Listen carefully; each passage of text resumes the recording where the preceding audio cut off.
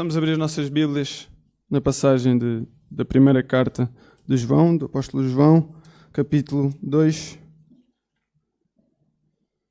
Portanto, primeira carta de João, capítulo 2, versículos 12 a 17. Mas antes de lermos, vamos recapitular um pouco o que ouvimos a semana passada. Fomos desafiados a viver em comunhão uns com os outros. Vimos nos versículos 3 a 11, creio, que se queremos ser obedientes ao Pai, precisamos de amar quem está à nossa volta. Isso significa amarmos os nossos irmãos, procurarmos viver uma comunhão em vulnerabilidade e cuidado uns com os outros, e somente dessa forma poderemos estar a cumprir o principal mandamento de Jesus Cristo, que é amar o próximo. E é nesse amor, nesse cuidado que o apóstolo João continua a carta, iniciando nesta passagem de 12 a 17 o tema central desta carta.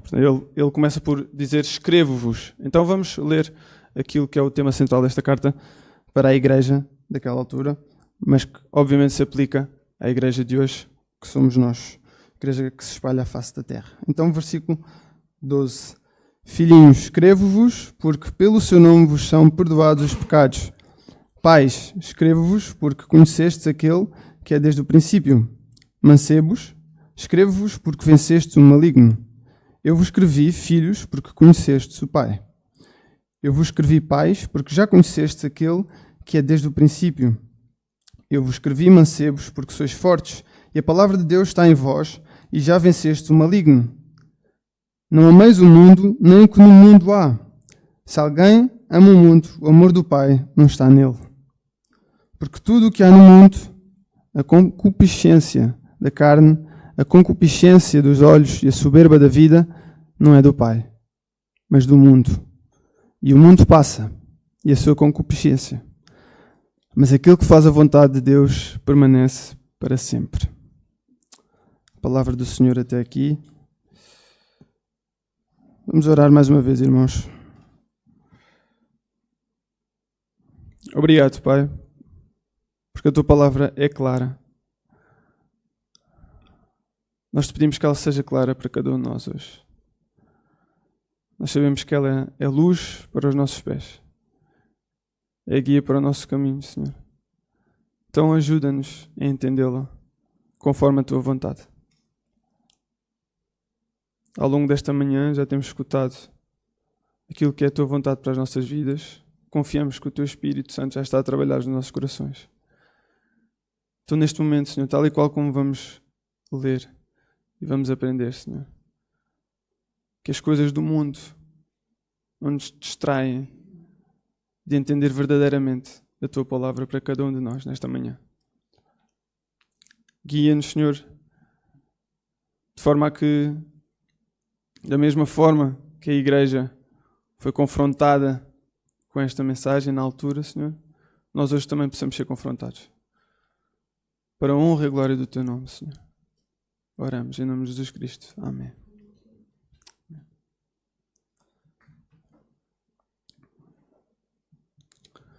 Vamos tentar analisar versículo a versículo esta passagem e, apesar dela parecer bastante intuitiva, importa vermos ponto a ponto e dessa forma também ficar clara a mensagem do apóstolo Paulo.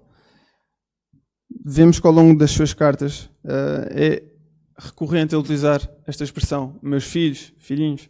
Então, acreditamos que quando ele se refere como filhinhos, ele não se está a referir a uma certa idade, mas está-se a referir a toda a igreja.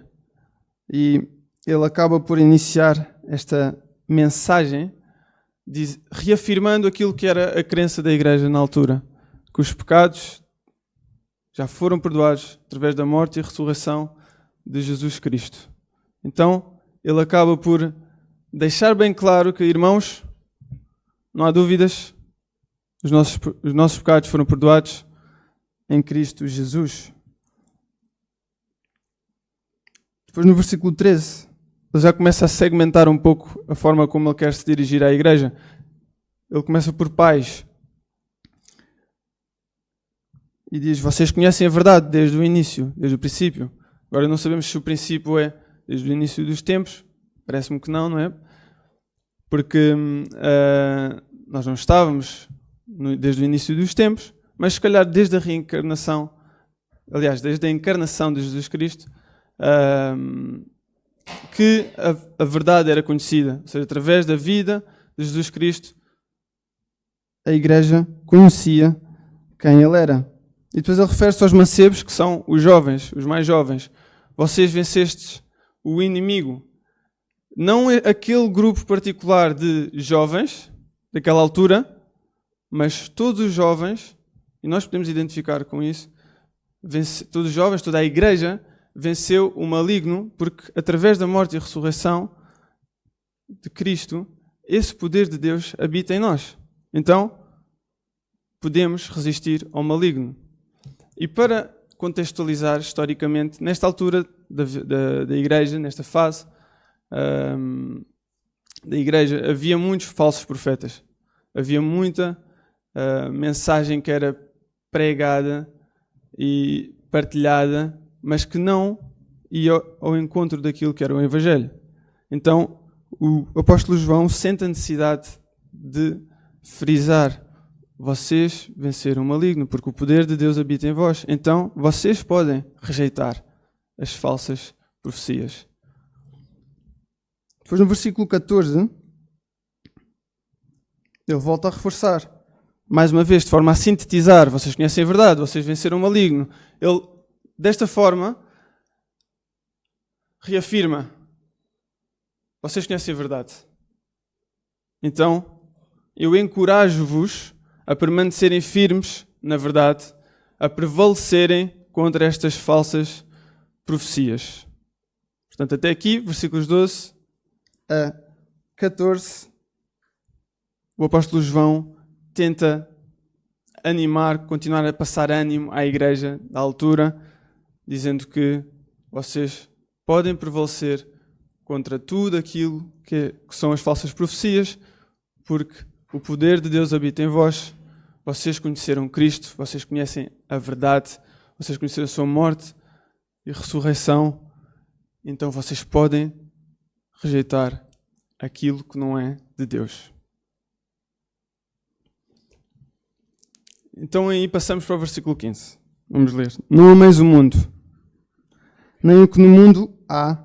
Se alguém ama o mundo, o amor do Pai está nele.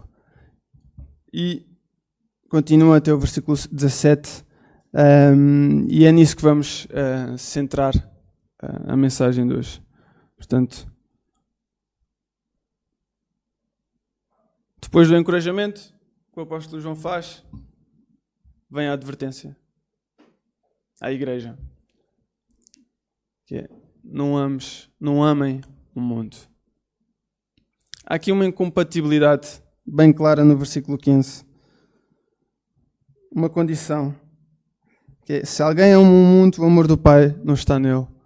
Ou seja, não é possível fazer as duas coisas. Não é possível amar a Deus, lá está, dizermos que somos obedientes, procurarmos viver em obediência e ao mesmo tempo amar as coisas do mundo. E quando o apóstolo Paulo se refere às coisas do mundo, não são as pessoas do mundo, não é o mundo, porque em muitas passagens vemos que Deus amou o mundo. João 3,16, Deus amou o mundo de tal maneira que deu o seu único filho para que todo aquele que nele crê possa viver e ter a vida eterna. Então, sabemos que Deus amou o mundo. Não é isso que o apóstolo Paulo está a referir. O apóstolo João, peço desculpa fazer sempre esta confusão. Mas ele está a referir-se a tudo aquilo que vai contra o carácter de Deus. Tudo aquilo que não glorifica a Deus. Então, ele deixa bastante claro logo neste versículo que se nós queremos viver em obediência ao Pai, nós não podemos fazer estas coisas, não podemos viver desta forma que não honra, não vai ao encontro do caráter do nosso Pai. Enquanto filhos, não podemos conjugar as duas coisas. Então, o apóstolo João deixa bem claro que não podemos fazer, mas ele não fica por aí. Ele explica o porquê. Como é que nós não podemos viver desta forma? Então, no versículo 16, ele explica o que é que são estas coisas do mundo. E diz: porque tudo o que há no mundo, a concupiscência da carne, a concupiscência dos olhos e a soberba da vida, não é do Pai, mas do mundo. Ele, de certa forma, identifica aquilo que são as coisas do mundo. E nós podemos categorizar aqui, acredito, as coisas do mundo, que é a concupiscência da carne, que acaba por englobar tudo o que é estas coisas do mundo, mas depois se separa em duas, que é a concupiscência dos olhos e a soberba da vida. Portanto, ele generaliza dizendo concupiscência da carne, mas depois divide em concupiscência dos olhos e soberba da vida, que passo também a explorar um bocadinho de forma a esmiuçarmos o que é que podem ser estas coisas. A luxúria dos olhos, ou a concupiscência dos olhos, não é apenas a luxúria que normalmente associamos à conotação sexual, apesar de poder ser isso apenas também, mas é tudo aquilo que, por ser desejado de forma tão intensa, acaba por se tornar pecado. E na prática, nós podemos facilmente entender isso. Basta pararmos um pouco e percebermos aquilo que ocupa a nossa mente, que muitas vezes ocupa a nossa mente, que se torna o nosso foco. E aí podemos entender aquilo que temos adorado, aquilo que se tem tornado um ídolo na nossa vida, porque tudo aquilo que ocupa o nosso tempo e que não glorifica a Deus, ou tudo aquilo que ocupa o nosso pensamento, que acaba por moldar a nossa vida e que não glorifica a Deus, então é a concupiscência dos olhos, é a luxúria. E depois vemos que o orgulho da vida, ou soberba da vida, é isso mesmo. É todo o orgulho que temos, ou toda a vaidade que temos sobre os nossos bens materiais, as nossas capacidades intelectuais, ou mesmo atributos físicos. Portanto, todas essas coisas, o apóstolo João refere, que são coisas do mundo porque tornam-se ídolos do coração e tomam um lugar que deveria pertencer somente a Cristo nas nossas vidas. Mais uma vez ele reforça, no versículo 16, todas essas coisas não são do Pai, mas são do mundo. Então, mais uma vez, não é possível conjugar com as coisas de Deus, com o amar a Deus, com o viver em obediência a Deus.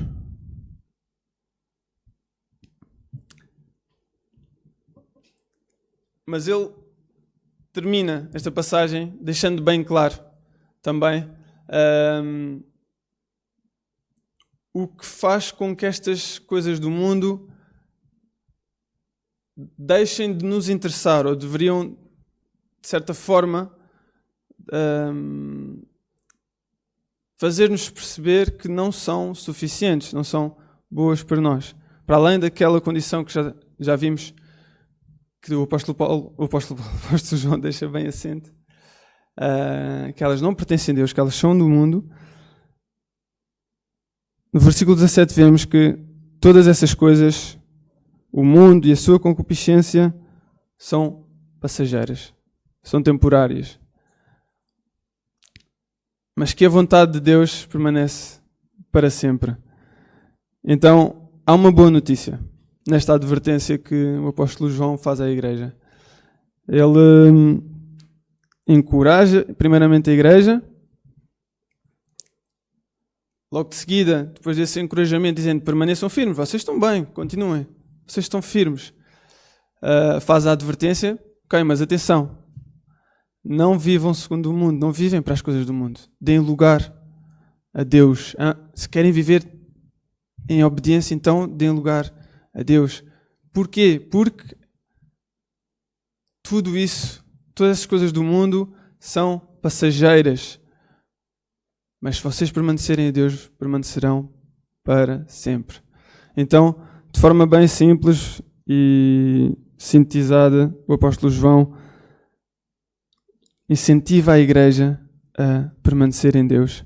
Porque dessa forma, enquanto que as coisas do mundo passam, a concupiscência da carne, os ídolos do coração passam, o nosso Deus é eterno. Amém? Então qual é a aplicação que temos de fazer para as nossas vidas desta passagem? É difícil sermos confrontados com aquilo que tem ocupado as nossas mentes, tem ocupado o nosso coração. Mas se fizermos verdadeiramente um esforço, podemos identificar muitos dos ídolos que criamos. Não acredito que aqui ninguém não consiga identificar que seja, um ídolo que ao longo da sua vida criou, seja ele mais longo, seja ele mais claro ou não, influencie mais ou menos. Facilmente nós somos pessoas que, por causa da nossa condição pecaminosa, criamos ídolos, seja a profissão, seja a nossa família, seja os bens materiais, seja capacidades intelectuais, a forma como nos expressamos, ou a forma como nos vestimos, ou mesmo outras pessoas se tornam ídolos pela forma como as admiramos, ou até mesmo pregadores, não é? Pela forma como falam, a forma como, através de Deus, conseguem chegar às outras pessoas. A partir do momento em que qualquer uma dessas coisas ocupa o lugar de Cristo no nosso coração, ela torna-se um ídolo. Irmãos, nós temos feito uma caminhada que é uma caminhada de volta para a casa do Pai. E tal e qual como escutámos a semana passada, não podemos fazer essa caminhada sozinhos. Se queremos viver em obediência à vontade do nosso Pai, nós não devemos querer a luz só para nós, a luz de Cristo só para nós, mas devemos levá-la aos nossos irmãos, a quem está à nossa volta.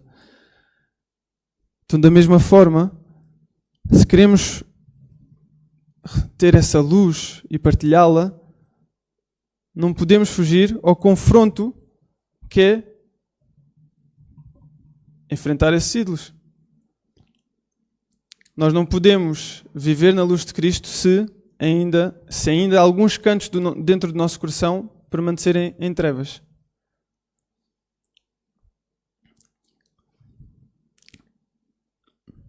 Então deixa a seguinte questão. De que forma temos amado mais o mundo do que a Deus?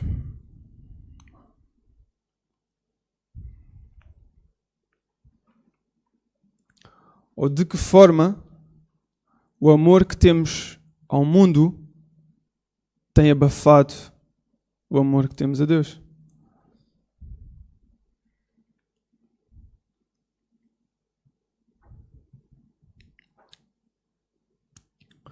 Como é que na nossa vida identificamos que mais facilmente nos inclinamos, ou em que área em que mais facilmente nos inclinamos às coisas do mundo, tudo aquilo que já referimos, ao invés de darmos lugar à vontade do Pai?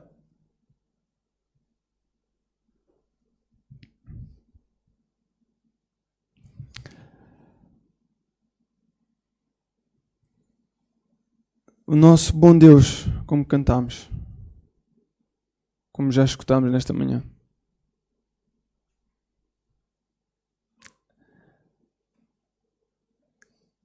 é bom porque Ele é simplesmente bom. Não há outra forma de explicar. Ele é simplesmente bom. Ele é o Deus Criador. Ele tudo fez. Ele é a definição de bondade. Não há mais nenhuma referência que nos permita dizer que Ele é bom. Porque Ele tudo fez. Ele definiu o que era bom.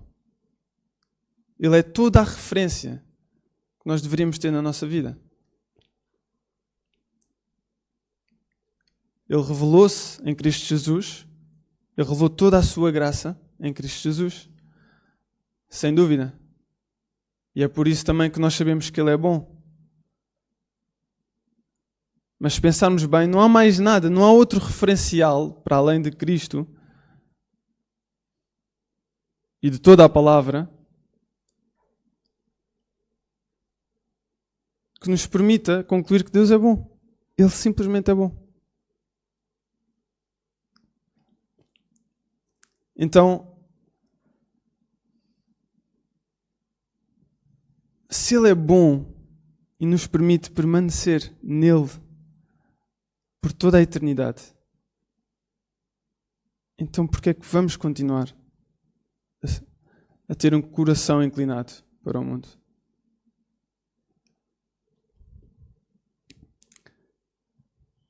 Este Deus bom, Ele não é... Ele é, de certa forma, ciumento. E há uma passagem que eu, infelizmente, não a trouxe. Mas Ele quer todo o nosso coração.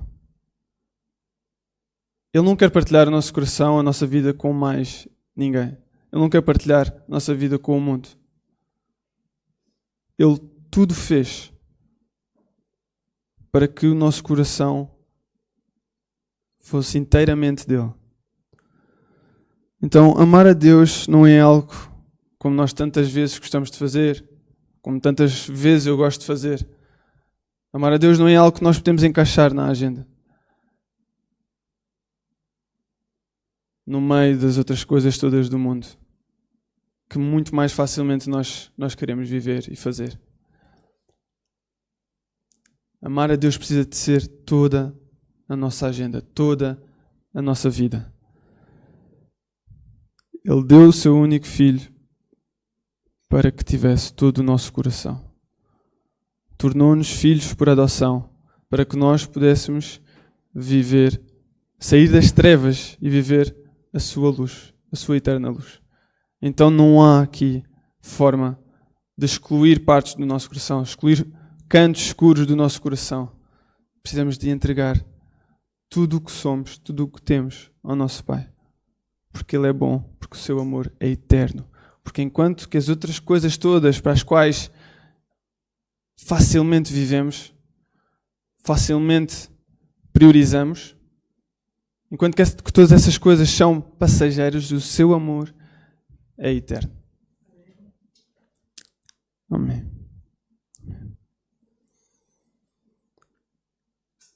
Então, ao mesmo tempo que... Deixa eu ver uma aguinha.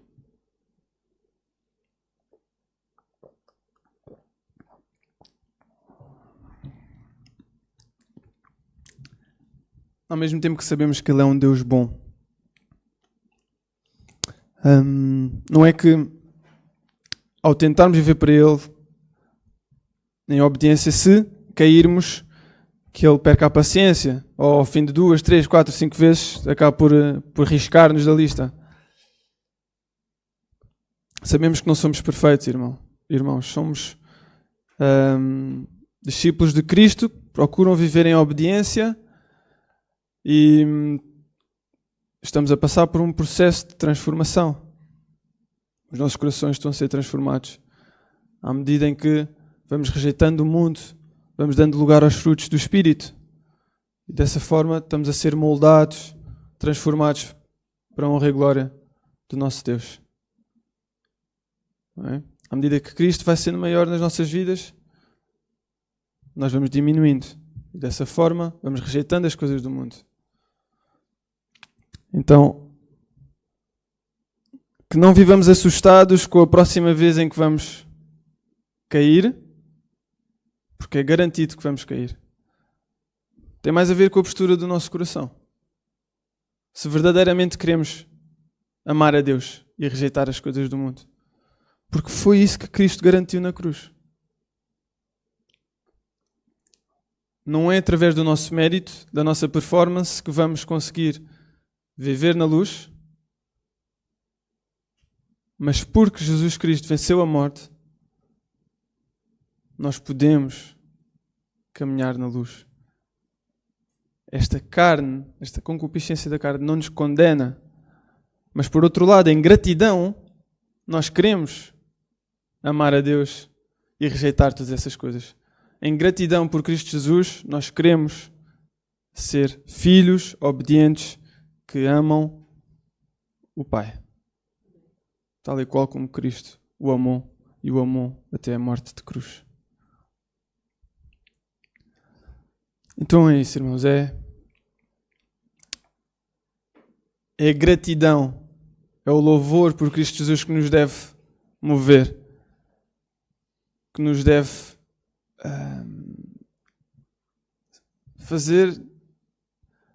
fazer com que sejamos confrontados com isto. Sejamos confrontados com estes ídolos que criamos. Precisamos de viver com esta urgência de entendermos de que formas é que temos inclinado mais o nosso coração àquilo que não honra e glorifica o nosso Pai. E só depois de sermos confrontados, só depois de verdadeiramente reconhecermos todas essas áreas do nosso coração, da nossa vida, sejam elas quais forem, isso é um trabalho que não são os vossos irmãos a fazerem por vós, mas são vocês num íntimo com o Pai, que têm a entender, que têm que ser confrontados. Só depois disso é que podemos ter um coração que confessa o pecado, que se arrepende. E sabemos que Ele é fiel e justo para perdoar, depois de nós confessarmos o pecado. Tal e qual como lemos no primeiro capítulo desta carta, no versículo 9. Se confessarmos os nossos pecados, Ele é fiel e justo para nos perdoar os pecados e nos purificar de toda a injustiça. Portanto, irmãos, ânimo. Podemos continuar firmes, podemos permanecer firmes no Senhor, tal e qual como a igreja permaneceu na altura. Mesmo depois de levar esta advertência. Porque certamente eles muitas das coisas viviam para o mundo, viviam para eles mesmos. Mas podemos permanecer firmes. Mas temos que dar este primeiro passo de reconhecer onde é que temos falhado.